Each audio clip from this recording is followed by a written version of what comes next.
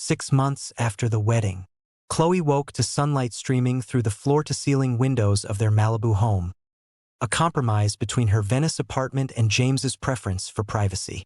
She reached across the bed, finding James's side empty but still warm. Following the smell of coffee, she found him on the terrace, laptop open, already deep in work despite it being barely 7 a.m. "You promised no work before breakfast," she said, wrapping her arms around him from behind. Emergency board call in New York. Peterson's trial verdict came back. Khloe had almost forgotten about Peterson. The embezzlement case had dragged on for months, fading into background noise as she and James built their married life. And guilty on all counts. 7 years minimum, possibly 12 depending on restitution. James closed his laptop. "It's done. Finally done. How do you feel?" "Relieved, vindicated, and oddly empty." He pulled her around to sit on his lap. "I spent so much energy fighting him, Victoria, Margaret. Now that they're all neutralized, I don't know what to do with myself. You could try relaxing, enjoying the fact that we've had 6 months without a single crisis." Has it really been that long? It had. 6 months of normal married life, work, dinners, weekend trips, arguments about whose turn it was to load the dishwasher. Gloriously boring domesticity. Khloe's phone buzzed. A text from Richard Chun. "Board meeting this afternoon. Need you there. Important announcement. Apex wants me at a board meeting," she said. "Think it's good news or bad news? With your track record? Probably a promotion." It wasn't a promotion. That afternoon, Khloe sat in Apex's boardroom as Richard Chun delivered news that made her stomach drop. "We're being acquired," Richard announced. "Consolidated Media Group made an offer we couldn't refuse. The merger finalizes in 60 days. Around the table, executives shifted nervously. Acquisitions meant restructuring. Restructuring meant layoffs. "What does this mean for our divisions?" someone asked. "CMG has their own creative team.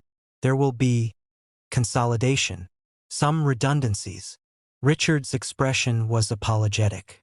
"We're working to protect as many positions as possible, but realistically, we're looking at a 30% reduction across all departments."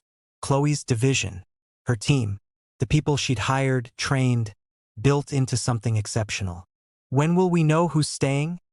she asked, keeping her voice level. "For weeks. CMG is reviewing all personnel files and performance metrics. Decisions will be made based on value add and cultural fit." After the meeting, Richard pulled Khloe aside. "Your position is safe. CMG specifically requested you stay on. They're impressed with your numbers." "What about my team?" "That's less certain. CMG wants to merge your division with their existing creative team. That means cutting approximately 15 of your 30 people. 15 people. Half her team. People with families, mortgages, lives built around the stability of their jobs." "Give me their names," Khloe said. "I'll fight for every single one." "Khloe, this is corporate. You can't save everyone. Watch me." She spent the next week compiling performance reviews, client testimonials, revenue data, everything she could use to justify keeping her entire team. She worked 16-hour days, barely sleeping, driven by the need to protect the people who trusted her leadership. James noticed. "You're burning out. I can see it. I can't let them fire my team. These people took a chance on me when I was still proving myself. I owe them." "You owe them your best work, not your health." He closed her laptop despite her protest. "Take a break. Come to bed. The data will still be there in the morning." "I can't. The CMG review is in 3 weeks.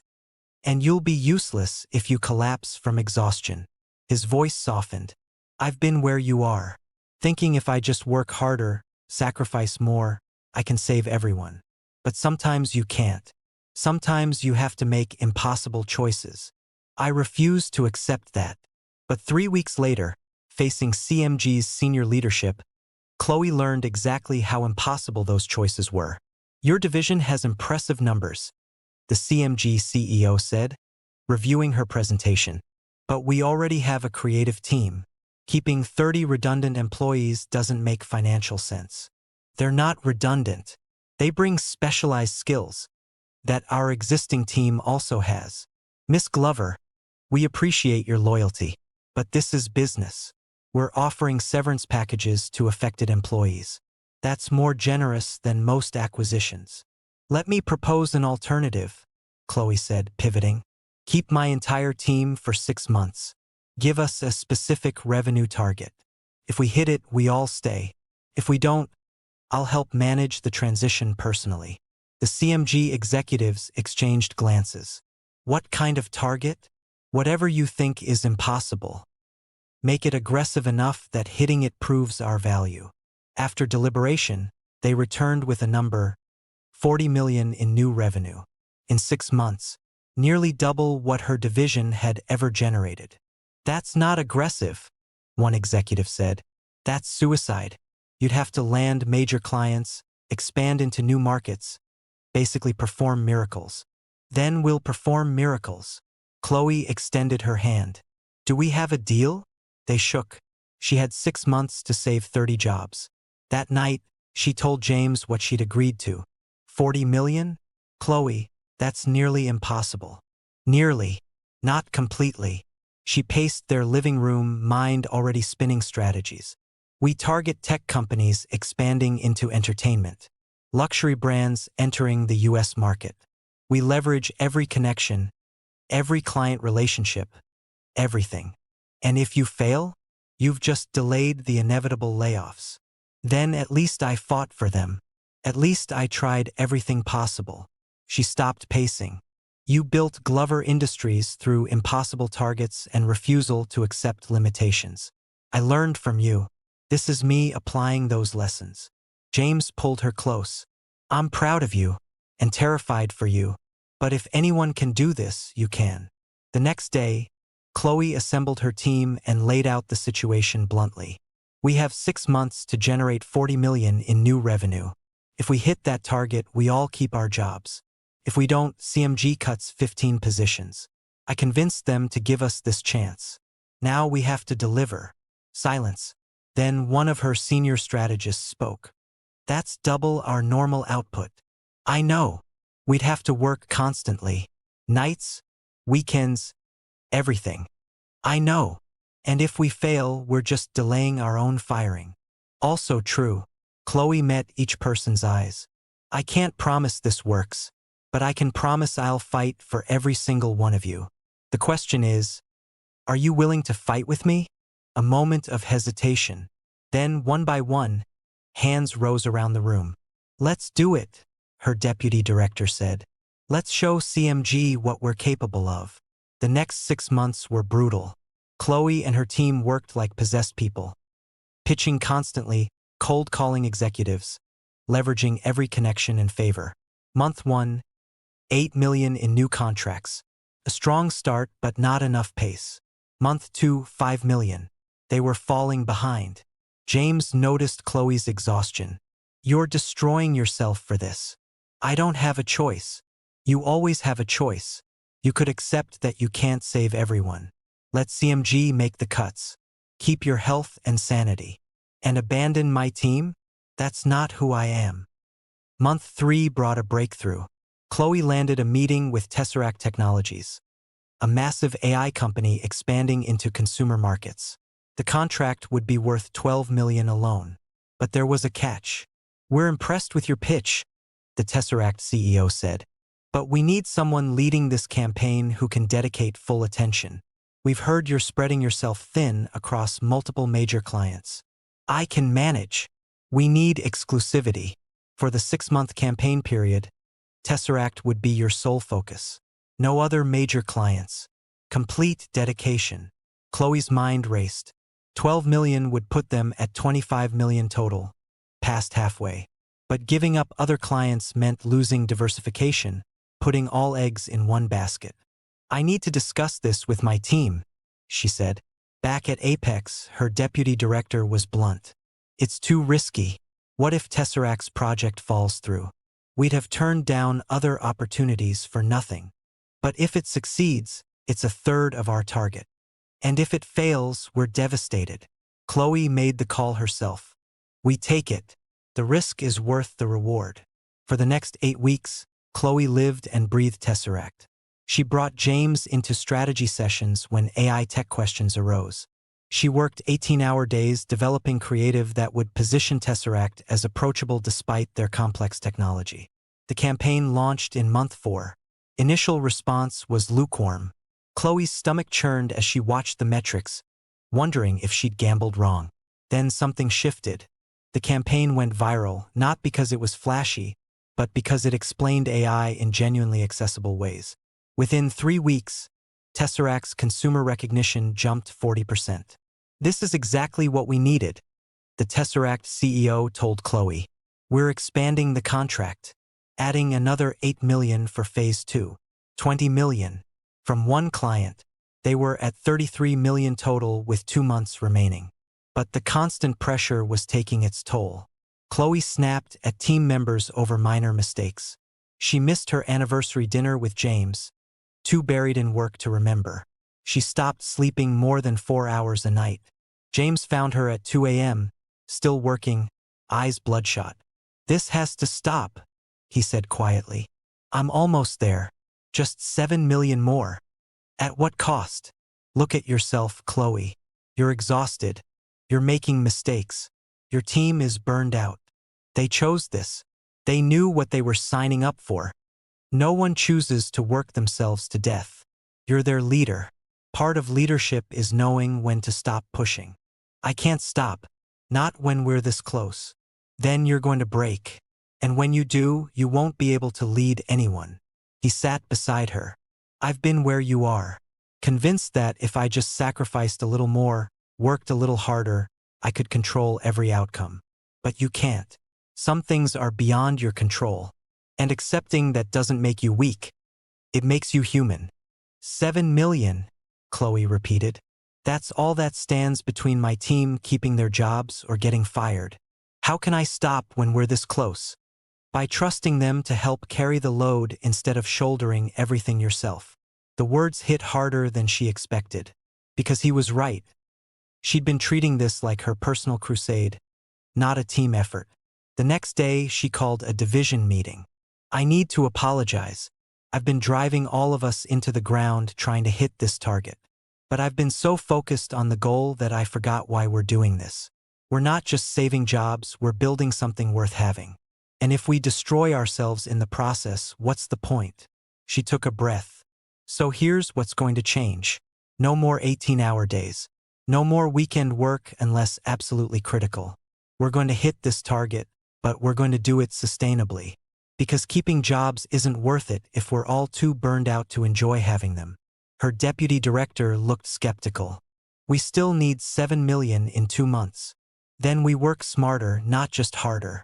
Let's look at what we're doing and cut anything that's not directly driving revenue. The shift was immediate. By not grinding themselves to dust, the team actually became more creative, more strategic.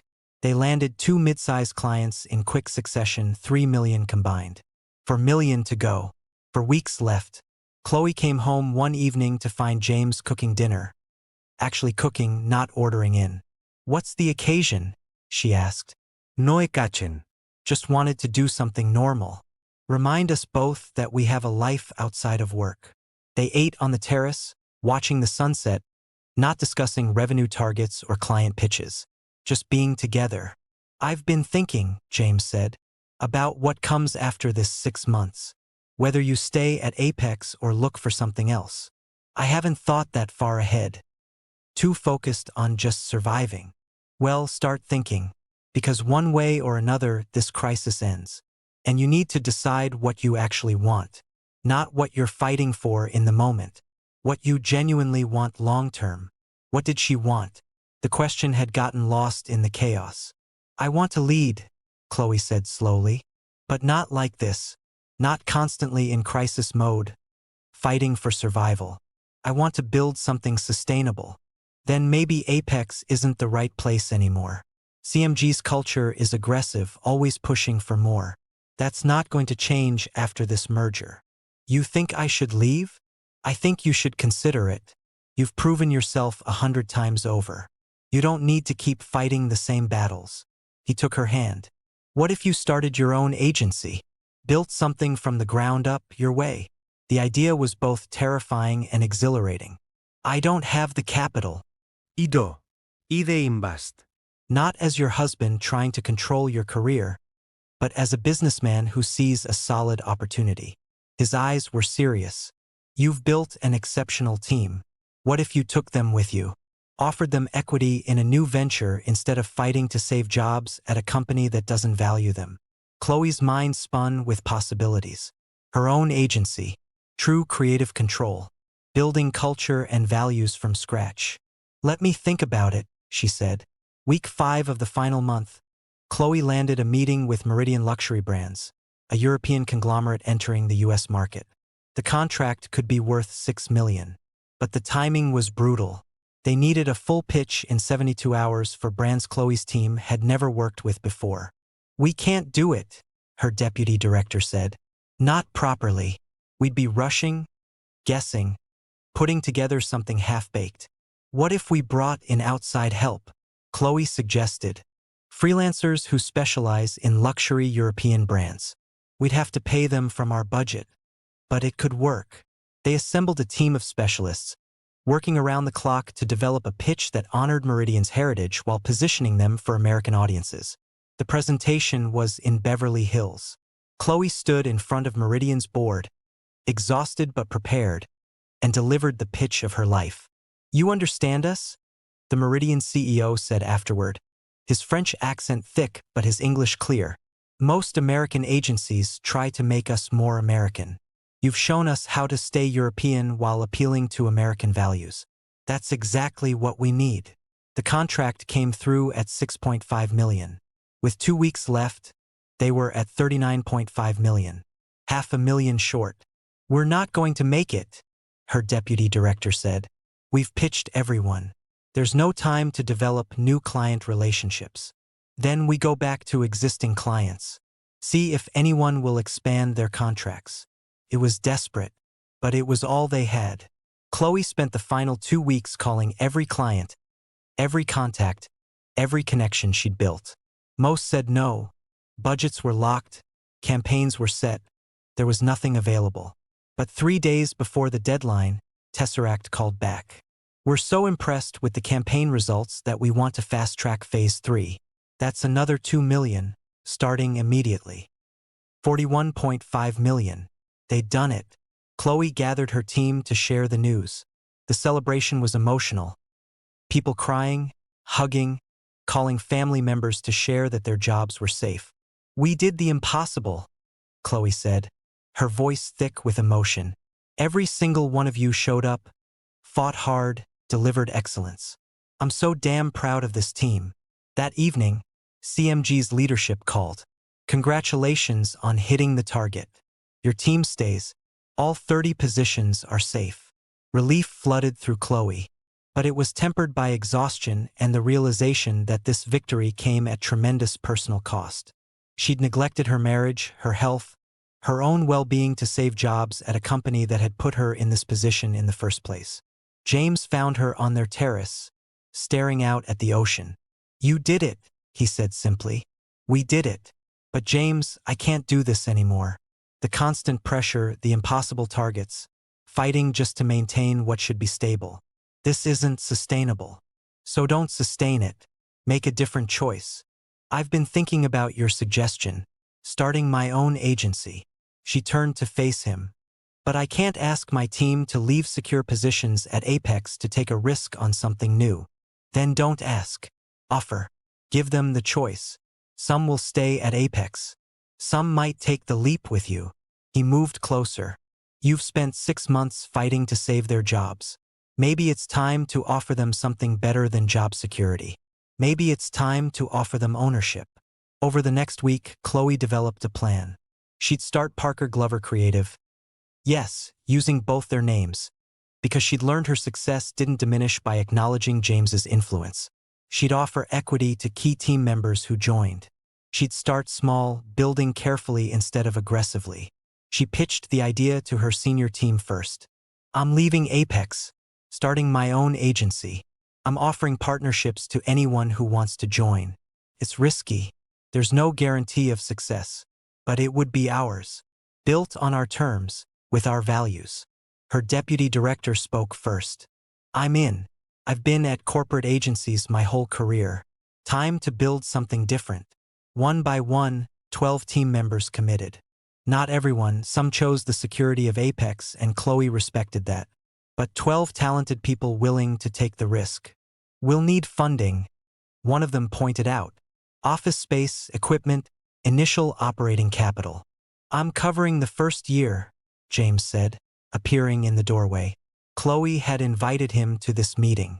As an investor, not as Khloe's husband. I've reviewed the business plan. It's solid. I'm investing $2 million for a 20% stake. The rest is yours to divide among founding partners. It was generous. More than generous. And it came with clear boundaries. He was an investor, not a boss. Khloe submitted her resignation to Apex the next day. Richard Chun looked disappointed but not surprised. I suspected you'd leave eventually. You're too talented to stay in someone else's structure. He extended his hand. Best of luck. And if you ever need a client referral, call me. Parker Glover Creative officially launched 3 months later. Small office in Culver City. 15 employees, including the 12 from Apex and 3 new hires. First-year revenue target, $5 million. They hit it in 8 months. Year 2, they expanded. Hired 10 more people. Landed clients James helped introduce, but Khloe won on merit. Revenue, $12 million. By year 3, Parker Glover Creative had 40 employees, $25 million in annual revenue, and a reputation for doing exceptional work without burning out their people. Khloe finally had what she'd been chasing. Success on her own terms, built with people she trusted, sustainable and growing. But success brought new pressures. Competition, client demands, the constant need to grow or risk stagnation. One evening, for years after starting the agency, Khloe came home to find James working in his home office. She collapsed on the couch, exhausted. Remember when you asked what I'd do if I got my dream job? She said. I remember. I got it. Built it myself. Parker Glover Creative is everything I wanted. She paused. So why do I feel so empty? James closed his laptop, giving her his full attention. What's missing? Balance. Life. Something beyond work. She looked at him. We've been married 5 years. We've built careers, proven ourselves, achieved things we never thought possible. But we've also sacrificed. We barely travel. We work constantly. When was the last time we did something just for fun? I don't remember. Exactly. Khloe sat up. I don't want to wake up at 50 and realize I spent my entire life working. I want kids. I want adventures. I want to actually enjoy the success we've built instead of constantly chasing more. James moved to sit beside her. What are you proposing? I want to step back. Promote my deputy director to CEO of Parker Glover Creative. I'll stay on as creative director, but reduce my hours. 40 hours a week, not 80. Actual work-life balance. And me. You've been talking about wanting to do more philanthropic work. The foundation you started for displaced communities. What if you made that your primary focus? Reduced your business portfolio, increased your social impact work. It was a radical proposal. Both of them stepping back from the careers they'd built. Choosing life over ambition. People will think we're failing, James said. That we couldn't handle the pressure. Let them think whatever they want. We've spent years proving ourselves. Maybe it's time to stop proving and start living. James was quiet for a long moment. Then he smiled, genuine, unguarded. Okay, let's do it. They spent the next 6 months transitioning. Khloe trained her replacement, handed over client relationships, restructured the agency to function without her constant presence. James did the same with his investment firm, keeping strategic oversight but delegating daily operations. By the time they finished, both worked 40-hour weeks. They had evenings free, weekends empty, space to breathe. It was terrifying and wonderful. 6 months into their new lifestyle, Khloe discovered she was pregnant. She told James over dinner on their terrace. The same terrace where they'd made so many plans, fought so many battles, built so much together. "We're having a baby," she said, showing him the test. James stared at it, then at her, then back at the test. "We're having a baby. Are you happy? Terrified?" "Both. Both. Absolutely both." He pulled her into his arms. "But mostly happy. So incredibly happy." They sat together watching the sunset, hands intertwined, feeling their baby's future stretching out before them. "We did it," Khloe said softly. "Built careers, found balance, created a life worth living." "We did," James agreed. "Together." And for the first time since that coffee spill in the boardroom 7 years ago, Khloe felt genuinely at peace. Not because everything was perfect, but because she'd learned that perfect wasn't the goal. Growth was the goal. Love was the goal. Building something sustainable and real and worth fighting for. Everything else was just details. Khloe and James have finally found balance. Careers, marriage, and a baby on the way. But one final challenge remains from their past that could threaten everything they've built. Subscribe to Urban Folks TV so you don't miss the series finale, Episode 12, where their journey comes full circle. Comment below if you're emotional about this story, and hit that like button if you've been here since Episode 1. The finale drops soon. You won't want to miss how it all ends.